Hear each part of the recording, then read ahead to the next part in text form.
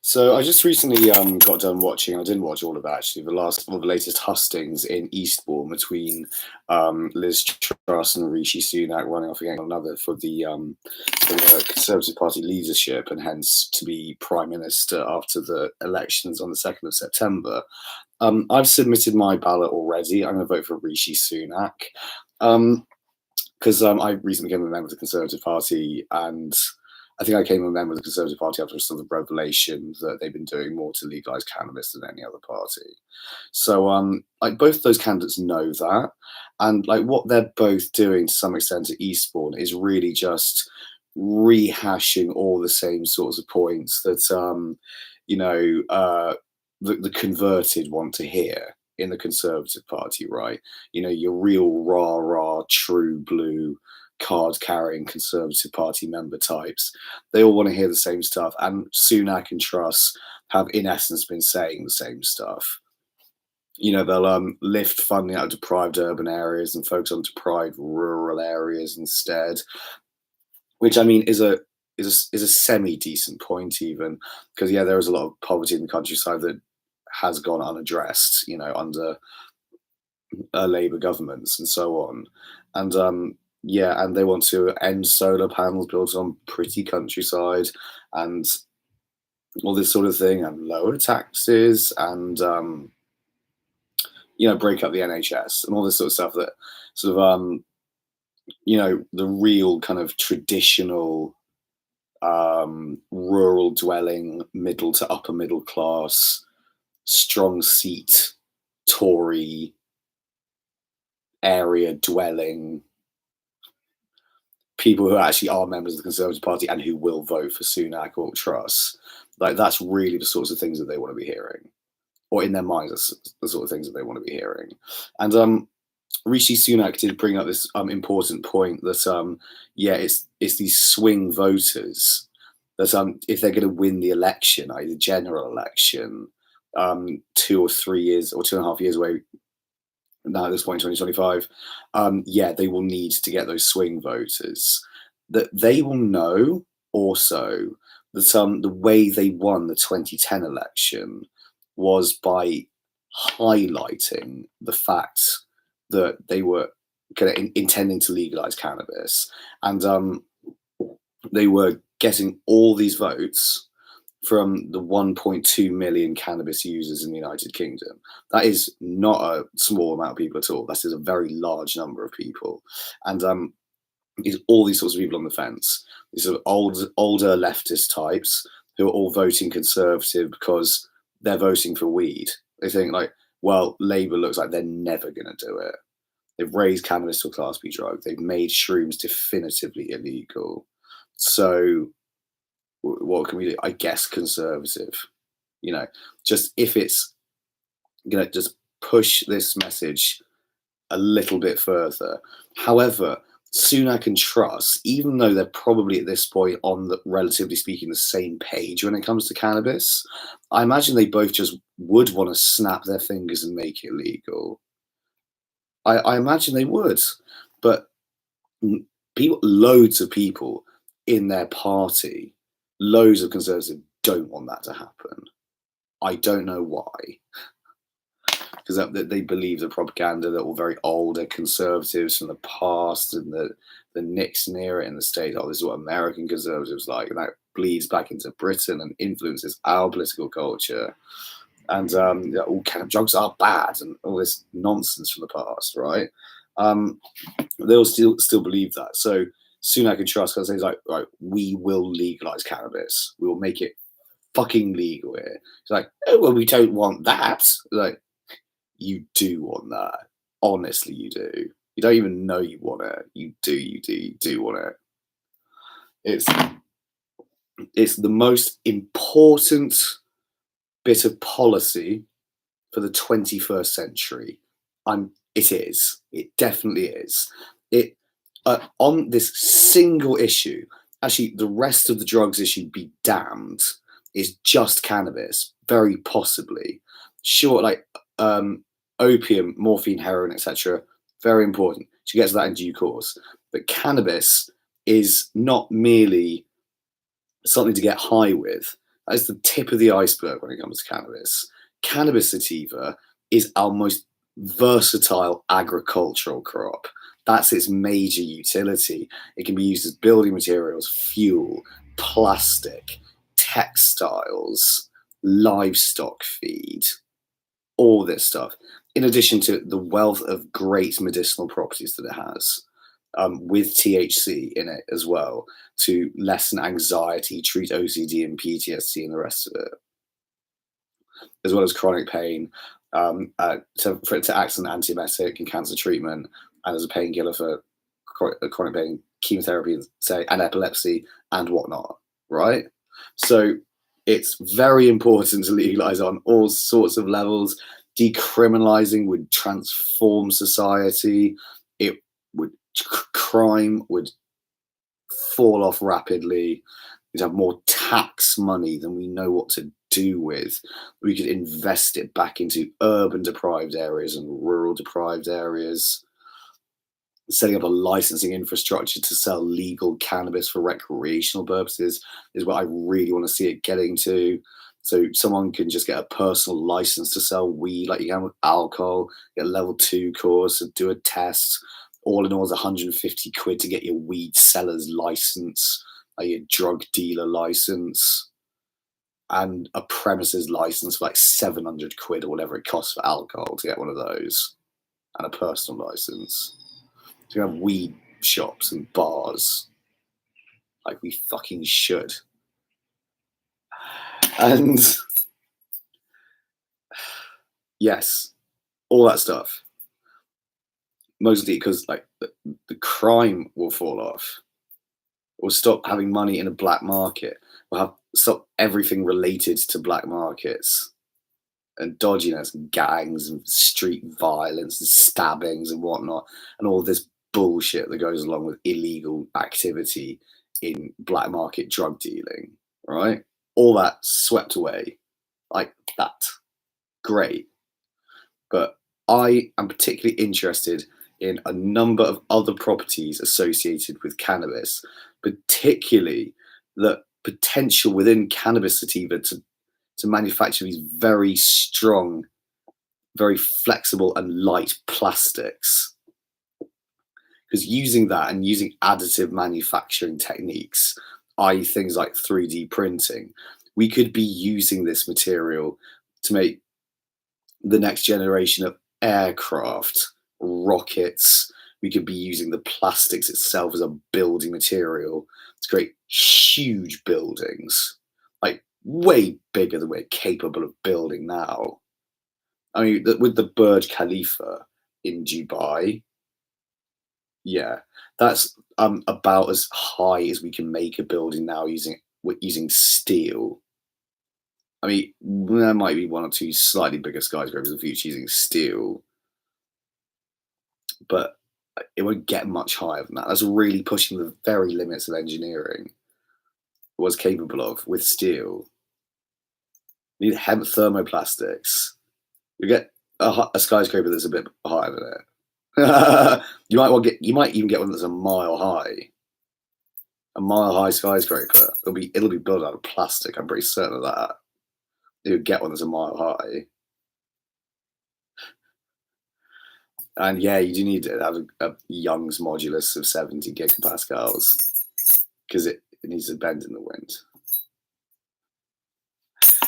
But probably not too much actually. So it needs to be corrected with, I don't know, carbon nanoparticles, whatever, in the mixture that you put into the 3D printer to build the bits that make the skyscraper. Oh, the future could be so unbelievably exciting, wonderful, brave, bold, progressive, which is stuck on this pernicious and bullshit-ridden issue of cannabis. No one knows anything about it. No one, like, very few people have a robust understanding of what the research consensus even is on whether or not it leads to psychosis. A few sources have asserted a link, and it's just correlation between daily use of cannabis or use of high potency cannabis causing psychosis. Whereas if you use lots of high potency alcohol, that'll give you psychosis. So it's basically a fucking non-issue from a medical perspective to legalize it. It would cause no more harm than the illegal market. If anything, I bet my bottom dollar it would end up saving many lives legalizing it. You'd get rid of the synthetics markets. You'd be giving customers recreational customers a wider range of strengths they can have in terms of their weed. They need to be buying, the cannabis equivalent of sort of bathtub gin. That's it's super strong, make you go blind, etc. You'd be having like the cannabis equivalent of a Carlsberg or a glass of wine or a dram of scotch or whatnot. Or a little bit of very potent weed. You can have it. So yeah, like if we don't get past it, and then there's the issue of carbon sequestration with it, and it needs to be used in rotations. We will need it in the future for this reason. We need to use it in crop rotations because it's the most effective means of fixing nitrogen in the soil, removing pathogenic bacteria from the soil, removing pathogenic fungi from the soil, and yet binding soil particles and retaining soil health. Because we're going to run out of nitrogen. We've got 50 years of natural gas left, maybe another decade-ish with fracking. So if we don't have nitrate fertilizer left, which without any methane, we won't, we just can't continue the agriculture we have. And we will need to use hemp. We will. I mean, we could do with using hemp now because of the impact that the crisis in Ukraine is having on the price of fertilizer. That'd be very handy. And that's something else like people don't sort of gloss over a little bit when it comes to the issue of Ukraine and its impact on British food prices. Like, say, oh, the grain goes to like the Middle East and so on. It's like, yeah, Ukraine's grain goes to the Middle East, but we get a huge amount of natural gas via Ukraine going to Britain, which we then turn into nitrogen to a nitrate fertilizer, ammonium nitrate, which we then spread on fields, on arable fields, to get the yields of crops that we have at the moment. And if the price of that goes up, the price of all things like bread goes up, and well, the prices of everything, because as vegans like reminding us, 80% of a maize harvest or something gets fed to livestock. So everything goes up. You see, we really need this. This is really, really, really, really important, and it's important right now. That's the thing. I think like one or two or a few people out there, like when it comes to the climate, I've always said I think that the energy crisis is a more immediate and pertinent issue than the climate change issue. I've never doubted the science. I have a little bit in the past, but I've come back around to not doubting it so much when it comes to climate change. However, I think that in terms of years of time, and I thought this at school, I think we've got maybe 20 years really to deal with energy security, and we need renewables. And part of that, I think, now must be cannabis and cannabis biofuels as yet another very, very important reason for having it. And then nitrogen is an absolutely crucial reason why we need it in rotations with other crops. And like this war in Ukraine is a thinly veiled resource war. And well, I mean, the Iraq war is basically not a veiled resource war on our part. But it's not, we shouldn't laugh at it, obviously. But I mean, yeah, this is happening right now. There's a war going, it is over resources, over coal, natural gas, uranium, shale gas. It has gas pipelines going through Ukraine. And I reckon with Nord Stream 2 and so on, like Putin doesn't want all his gas going to Europe. And like what, gas prices going down or up? Or to get rid of one pipeline, oh look, scarce gas. Oh, money, right? So, and he's probably been leaned on, Putin that is, to do that by, the Gazprom oligarch people, and they're probably so.